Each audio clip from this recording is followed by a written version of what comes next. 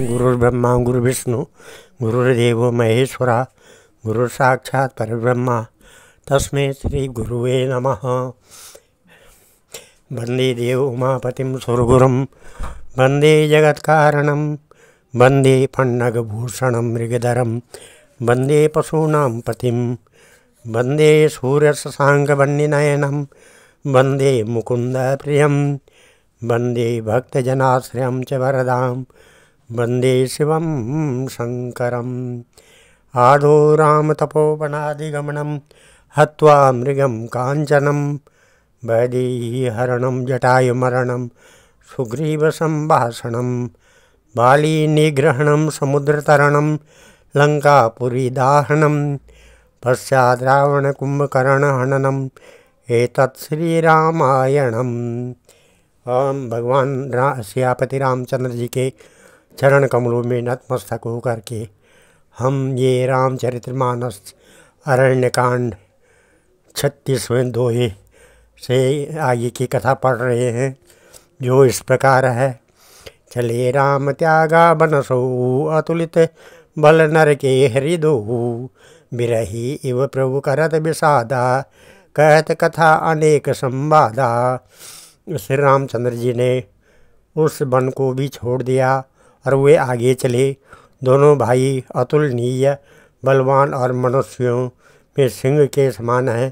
प्रभु बिरही की तरह विषाद करते हुए अनेकों कथाएं और संवाद कहते हैं। लक्ष्मण देख विपिन कई शोभा देखत कई कर मन नहीं शोभा। नारी सहित सब खग मृग वृंदा मानव मोरी करत हरि निंदा। है लक्ष्मण, जरा वन की शोभा तो देखो, इसे देखकर किसका मन क्षुब्ध नहीं होगा। पक्षी और पशुओं के समूह सभी स्त्री सहित हैं, मानो वे मेरी निंदा कर रहे हैं। हमाई दे के मृग निकर पराई मृगी कहें तुम कह भय नाही। तुम आनंद कराऊँ मृग जाए कंचन मृग खोजन ये आए।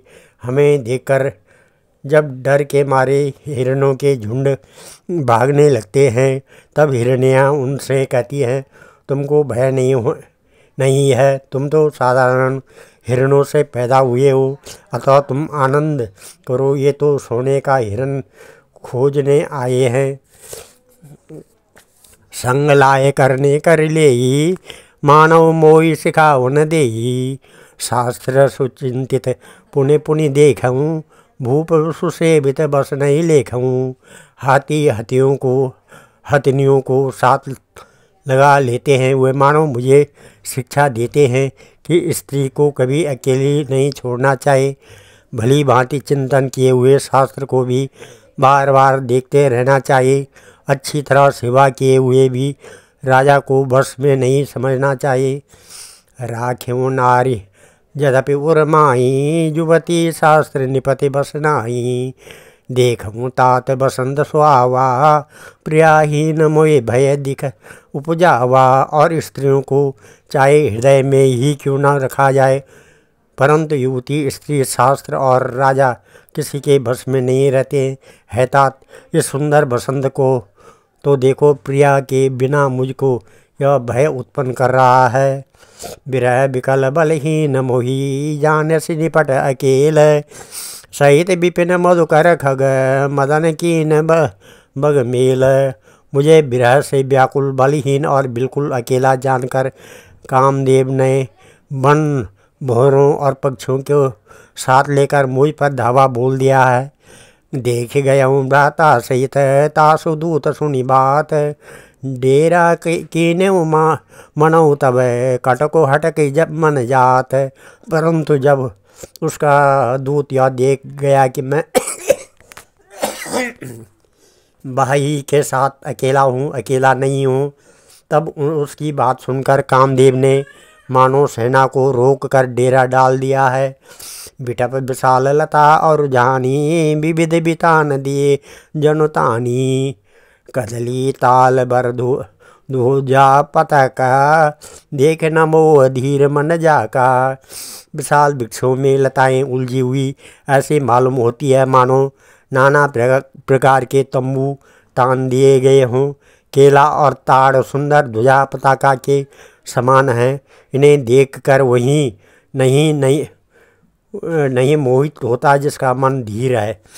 विविध भांति फूले तरुणाना जनु बनेत बने बहुबाना। कहूँ कहूँ सुंदर बिटप सुहाये जनु भट बिलग बिलग हुई छाये। अनेकों वृक्ष नाना प्रकार के फूले हुए हैं, मानो अलग अलग बना वर्दी धारण किए हुए बहुत से तीरंदाज हों। कहीं कहीं सुंदर वृक्ष शोभा दे रहे हैं, मानो योद्धा लोग अलग अलग होकर छावनी डाल रहे हों। कूजत पिक मानव गज माते ढेक होक ऊँट बिसराते। मोर चकोर कीर बरबाजी पारावत मराल सब ताजी। कोयलें गूंज रही हैं, वही मानो मतवाले हाथी चिंगाड़ रहे हैं। ढेक और होक पक्षी मानो ऊंट और खच्चर हैं। मोर चकोर तोते कबूतर और हंस मानो सब सुंदर ताजी अरबी घोड़े हैं। तीतर लावक पद चर जूथा बर न जाय मनोज बरूथा। रथ गिरि शिला दुंद विझरना चातक बंदी गुणगण बरना। तीतर और बटेर पैदल सिपाहियों के झुंड हैं। कामदेव की सेना का वर्णन नहीं हो सकता। पर्वतों की शिलाएँ, रथ और जल के झरने नगाड़े हैं। पपिये भाट हैं जो गुण समूह वृद्धावली का वर्णन करते हैं। मधुकर मुखर भीरी सेनाई त्रिविध बयार बसीटी आई। चतुरंगणी सेना संगली ने विचरत समय चुनौती दीने। भोरों की गुंजार भेरी और सेनाई है। शीतल मंद और सुगंधित हवा मानो दूत का काम लेकर आई है। इस प्रकार चतुरंगणी सेना साथ लिए कामदेव मानो सबको चुनौती देता हुआ विचर रहा है। लक्ष्मण देखत काम अनिका राय धीर तिन कह जगली का। एक है एक परम बल नारी ते उबर सुबट सोई सब भारी है। लक्ष्मण कामदेव की इस सेना को देखकर जो धीर बने रहते हैं, जगत में उन्हीं की वीरों में प्रतिष्ठा होती है। इस कामदेव के एक स्त्री का बड़ा भारी बल है, उससे जो बच जाए वही श्रेष्ठ योद्धा है। तात तीन अति प्रबल खलय काम क्रोध अर लोभ। मुनि विज्ञान धाम मन करई निमिष मोछोव।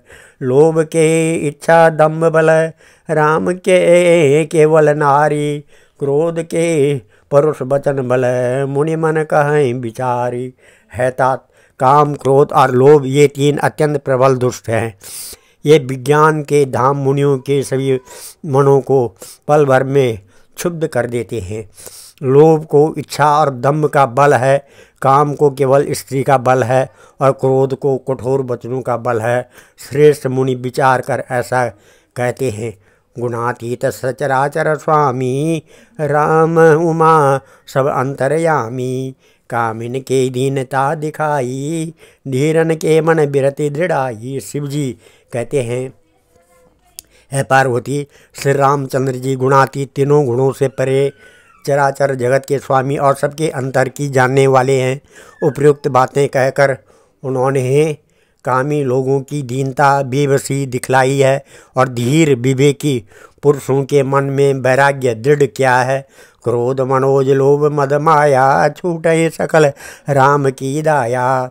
सो नर इंद्रजाल नहीं भूला जा पर हो सो नट अनुकूला।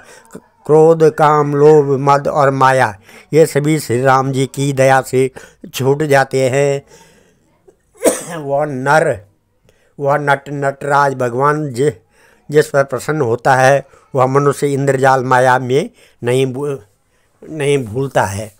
उमा कहूँ मैं अनुभव अपना सत हरि भजन जगत सब सपना। पुण्य प्रभु गए सरोवर तीरा पंपा नाम सुभग गंभीरा। है उमा, मैं तुम्हें अपना अनुभव कहता हूँ। हरि का भजन ही सत्य है। वह सारा जगत तो स्वप्न के भांति झूठा है। फिर प्रभु श्री राम जी पंपा नामक सुंदर और गहरे सरोवर के तीर पर गए। संत हृदय जस निर्मल बारी बांधे घाट मनोहर चारी। जहाँ तहाँ पियहीं विविध मृग नीरा, जन उदार गृह जाचक भीरा। उसका जल संतों के हृदय जैसा निर्मल है। मन को हरने वाले सुंदर 4 घाट बने हुए हैं। भांति भांति के पशु जहाँ तहाँ जल पी रहे हैं, मानो उदार दानी पुरुषों के घर याचकों की भीड़ लग गई हो। पुर इन सघन ओट जल बेग न पाए मर्म, माया छत्र न देखिए जैसे निर्गुण ब्रह्म। सुखी मीन सब एक रस अति अगाध जल माई, जथा धर्मशीलन के दिन सुख असंयुत जाई। घनी पुर इन मन कमल के पत्तों की आड़ में जल का जल्दी पत्ता नहीं मिलता है। जैसे माया से ढके हुए रहने के कारण निर्गुण ब्रह्म नहीं दिखता है।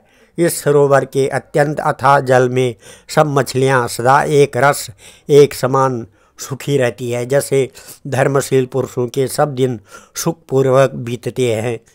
विकास सर सजना नारंगा, मधुर मुखर गुंजत बहुभृंगा। बोलत जल कुक्कुट कलहंसा, प्रभु बिलो के जनु करत प्रशंसा। उसमें रंग बिरंगे कमल खिले हुए हैं। बहुत से भौरे मधुर स्वर से गुंजार कर रहे हैं।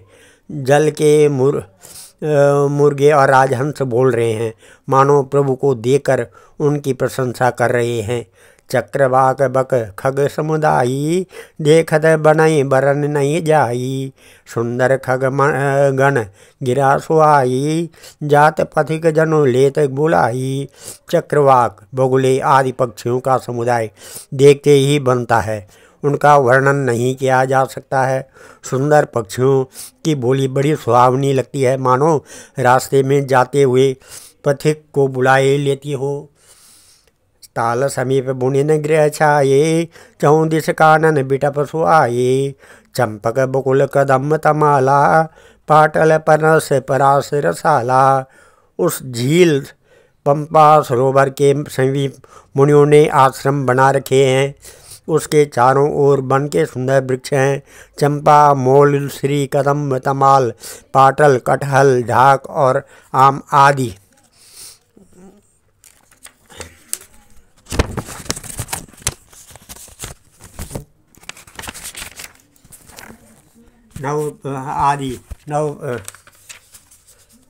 ढाक और नव पल्लव कुमुदित तरुणाना, चंचरेक पटली करगाना। शीतल मंद सुगंध सुबाहु, संतत बड़े मनोहर बाहु। बहुत प्रकार के वृक्ष नए नए पत्तों और सुगंधित पुष्पों से युक्त हैं, जिन पर भौरों के समूह गुंजार कर रहे हैं। स्वभाव से ही शीतल मंद सुगंधित एवं मन को हरने वाली हवा सदा बहती रहती है। कुहू कुहू कोकिल धुनि करहीं, सुनि रव सरस ध्यान मुनिट रहीं। कोयलें कुहू कुहू का शब्द कर रही हैं। उनकी रसीली बोली सुनकर मुनियों का भी ध्यान टूट जाता है। फल भारन नमी बिटप सब रहे भूमि नियराई, पर उपकारी पुरुष जिमी न वहीं सुसंपत्ति पाई। फलों के बोझ से झुककर सारे वृक्ष पृथ्वी के पास आगे आ लगे हैं। जैसे परोपकारी पुरुष बड़ी संपत्ति पाकर विनय से झुक जाता है।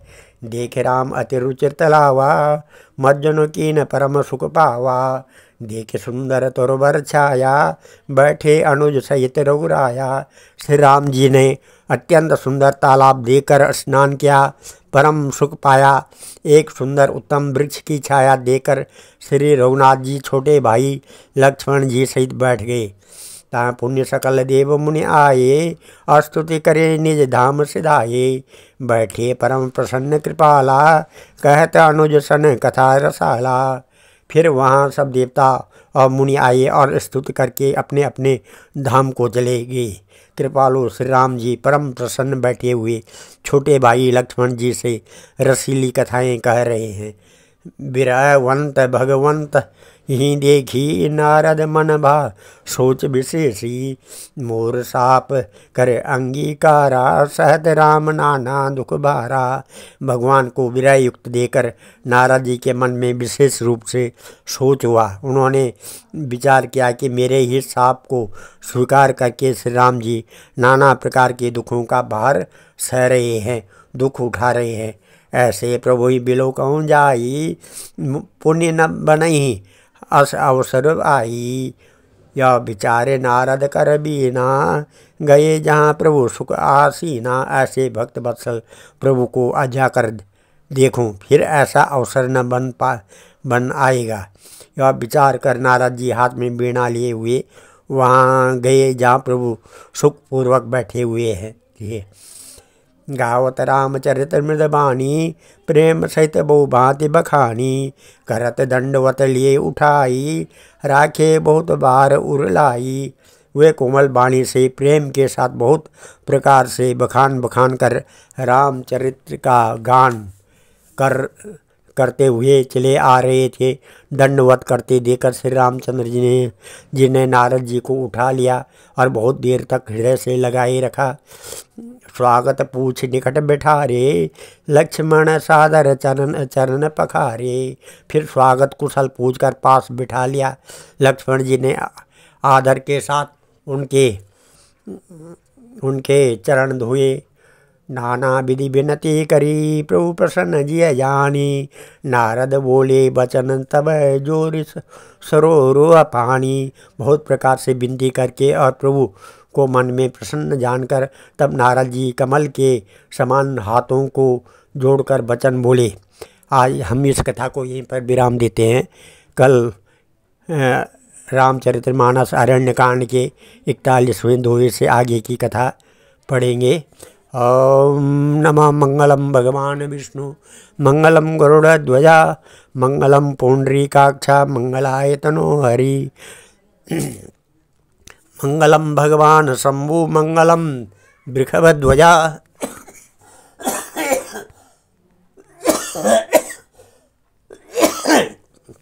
मंगलम पार्वतीनाथ, मंगलाय शिव शंकरा। ओम सर्वमंगल मांगल्ये शिवे सर्वार्थसाधिके, शरणे त्र्यंबके गौरी नारायणी नमस्तुते। अन्नपूर्णे सदा पूर्णे, शंकर प्राण वल्लभे, ज्ञान सौभाग्य सिद्ध्यर्थम भिक्षाम देहि पार्वती।